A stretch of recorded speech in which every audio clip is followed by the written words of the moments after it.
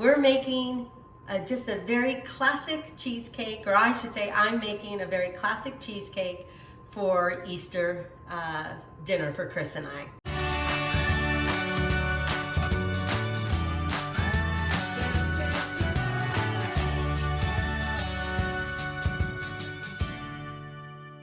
Hey, hi everyone. I'm Amy Roloff in Amy Roloff's Little Kitchen. I've got my glasses on because what I'm going to do and make right now for Easter dessert is a cheesecake. And so this is my recipe because sometimes I don't have all of this stuff memorized. I can wing it on a lot of stuff, but when it comes to baking and desserts, I kind of just need a recipe just to guide me. So anyway, let's get going with the cheesecake. First of all, I'm gonna get my spring foam pan. I greased that a little bit so more of my crust base will stick on the cheesecake and not on the pan. I just lightly dusted it with flour. I don't think you really need to do that, but lightly grease your spring foam pan. I think that works well. The other thing is, I've got the crust here. I've got 3 eggs and 2 egg yolks. I use Greek yogurt instead of sour cream. I think it gives a little more richer, smoother, kind of builds up that cheesecake a little bit more instead of sour cream. And then I use 3 8-ounce of cream cheese. Got a little vanilla here. I've got my butter to kind of create my crust. I've got about 1 1/4, if you want, maybe 1 1/2 cups of sugar, and a little bit of salt and vanilla. So it's really a basic cheesecake, but I'll kind of go through all of this when we get started. What I used as a crust over the years instead of graham cracker crumbs is that I really like a shortbread cookie crumb for my cheesecake.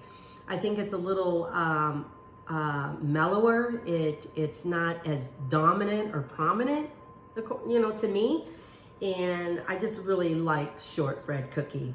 The other thing I've tried too is use shortbread cookie and half graham crackers for your crust, but you know, you can use whatever you want for your crust. But right here is about 2 boxes of shortbread cookies, plain shortbread cookies, grind up. So anyway, let's get started. So I got that going on here. We'll get our crust going. I've got the melted butter. It's about anywhere from 6 to 8 tablespoons. You don't want your crust too wet because then it never gets kind of like crunchy. Okay, I've got this mixed in pretty well. Let's see here. Let me get my spring foam pan. So, you know, your butter, you know, just makes it a little wet so you can press it down. Get my glasses over on my recipe here. Even though I have a lower kitchen island, everything, you know, compared to you, to me, is like right here, but that's okay. So I'm gonna press that in really good. And if, you know, if the crust goes up the sides, that's good too. In fact, that's a very good thing. So you just gotta try and make sure it's evened out. And so you don't have a higher end crust on one part of the spring foam pan and lower on the rest.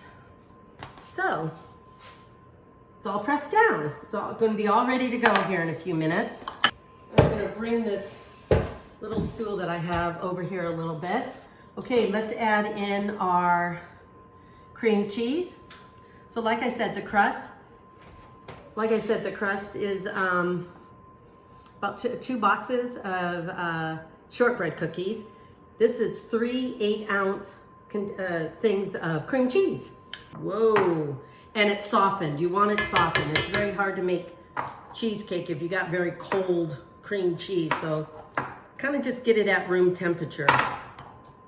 And your eggs should be at room temperature too, because one thing I have found out with cookies and everything, man, if you've got soft butter but your eggs are cold, it does not work very well.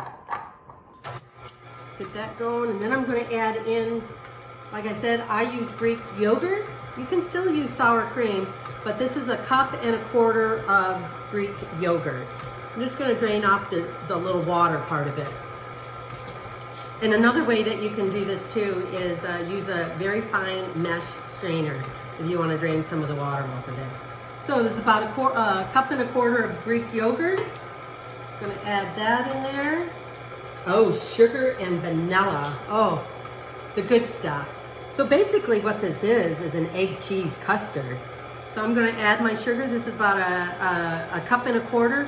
You can go a cup and a half because of the Greek yogurt adding a little tartness to it. And so, but I only have about a cup and a quarter of sugar here. So we're going to get that incorporated in there. There we go. Get that going. Then we're going to add a little bit of vanilla. And what do I have in my thing? It's about 2 teaspoons of vanilla. Yes, that's right. 2 teaspoons of vanilla. So here, I'm just going to wing it. Here we go. Boop, boop. There we go. 2 teaspoons of vanilla. We'll mix that in a little bit so it's nice and light and smooth before we add in our eggs. Hi, thank you so much for watching this video. I hope you are enjoying it, and I would really appreciate it if you liked it and subscribed to it.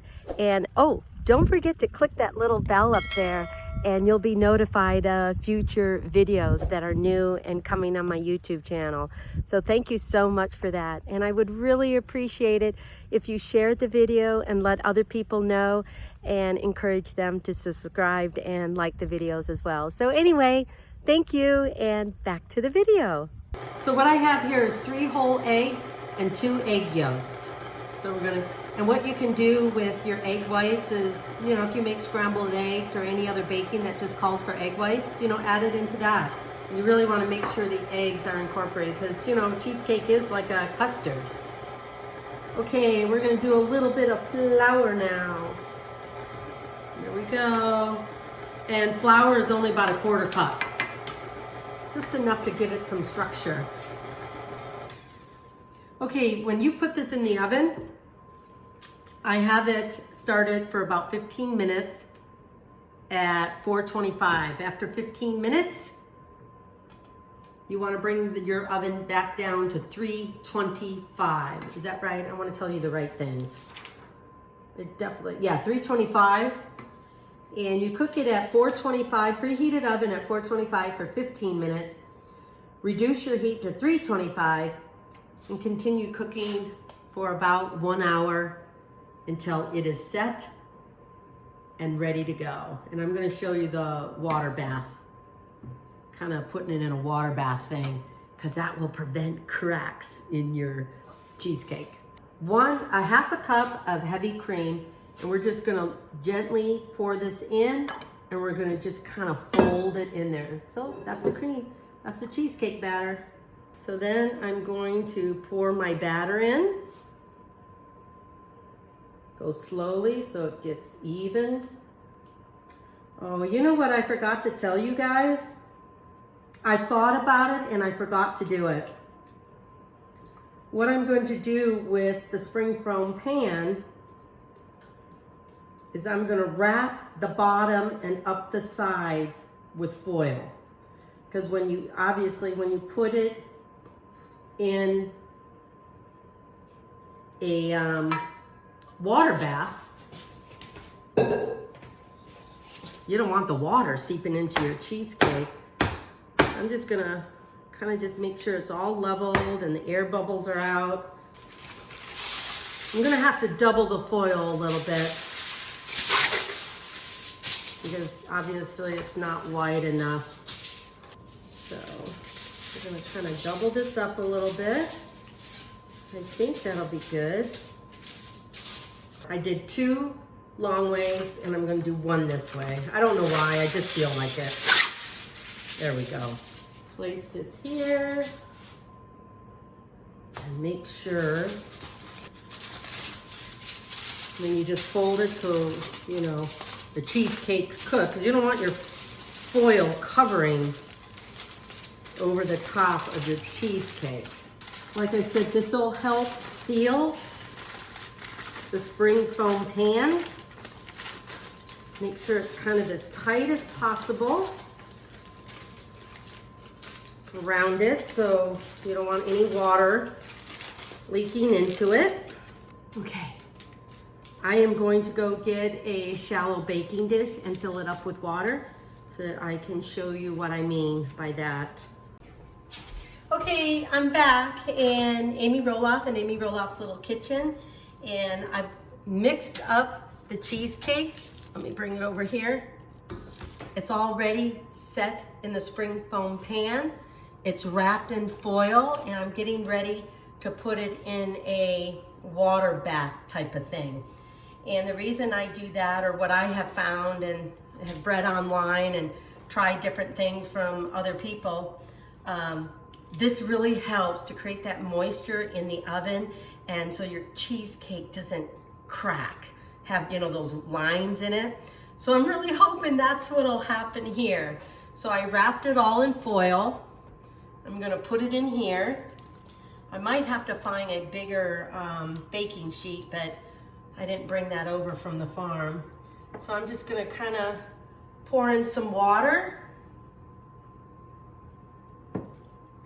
so it covers the bottom of the baking sheet and just comes up slightly on the sides. So I would have to say probably at least about 4 cups or more.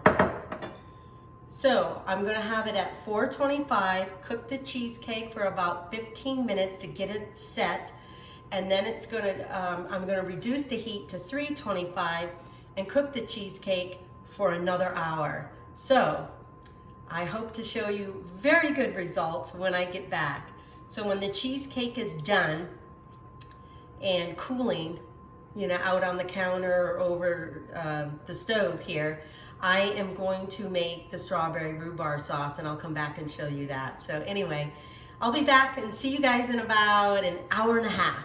Okay, thanks. And it's been an hour and 15 minutes, so I'm gonna take the cheesecake out, and hopefully I don't have any cracks in it. Right now, I am making a rhubarb strawberry kind of sauce for the cheesecake. And there it is right there. There's the rhubarb cooking. So I have about 2 large stalks of rhubarb with about 1/3 cup of sugar and about 1/3 cup of water in this, just so it cooks the rhubarb down a little bit till it's soft. I didn't really want it to be mushy.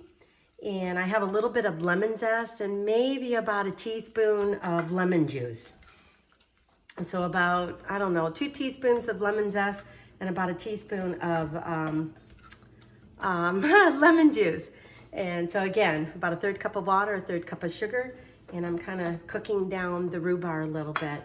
And I've got my strawberries all cut up here. So I kind of wanted it not to be like a sauce, but you know, little chunks of the rhubarb, but they're not too tart. And definitely you can see the strawberries, and it's not like a jam. So anyway, let's get the cheesecake out because it's done. All right, I've got the oven turned off. I'm gonna, let me show you guys. I get so excited when the cheesecake turns out. See, look at that. No cracks, and it's gonna be really, really good. I'm gonna lift this out of the hot water bath and kind of let it cool. It probably needs to cool for at least an hour or more.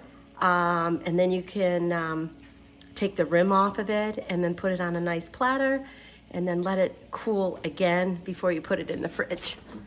Really what I'm gonna do is I'm gonna lift this out. Then I'm gonna dump the water that's left in the baking pan and then let the cheesecake cool here. I'm gonna slowly lift the foil out. Lord willing.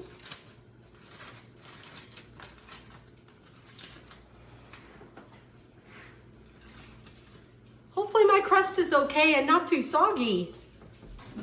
Okay, so I'm gonna finish making the sauce. I'm gonna add my strawberries in here. Then if you wanna add a little more sugar, because if you think it's too tart, you know, feel free to go ahead and do that. So I still have chunks of rhubarb in here, but that's okay because now I've got a lot of fresh strawberries that will keep their shape too. And I think that'll look very nice over the cheesecake once it cools down. So I'm gonna turn my heat off and just kind of let this warm up a little bit. So I'll be back. Thanks. Hi everyone, Amy Roloff and Amy Roloff's Little Kitchen. So my classic cheesecake is done. I took it out of the oven, let it sit and cool down for about 30 minutes. I used a knife to loosen it up around the ring of my spring foam pan, and so that I was able to take that out. So it's still sitting on the bottom of the spring foam pan, but I did put it on this nice little kind of cake stand, pie stand, whatever you want to call it. So I'm ready for a piece. You can drizzle, chocolate over this, or a nice caramel, or a blueberry sauce. I happen to make a strawberry rhubarb. Strawberries are just starting to, well, kind of, just starting to come in now, and so I made a strawberry rhubarb sauce. So, little piece here. Oh, looks so delicious. I can't wait to bite into it. And then I'll just put a little bit of that on with a cup of coffee. Oh, yummy. Well, I hope you have a chance to make it, and let me know what you think. And you'll find this recipe for the classic cheesecake and additional recipes at amyroloffslittlekitchen.com. So I hope you enjoy it, and let me know what you think.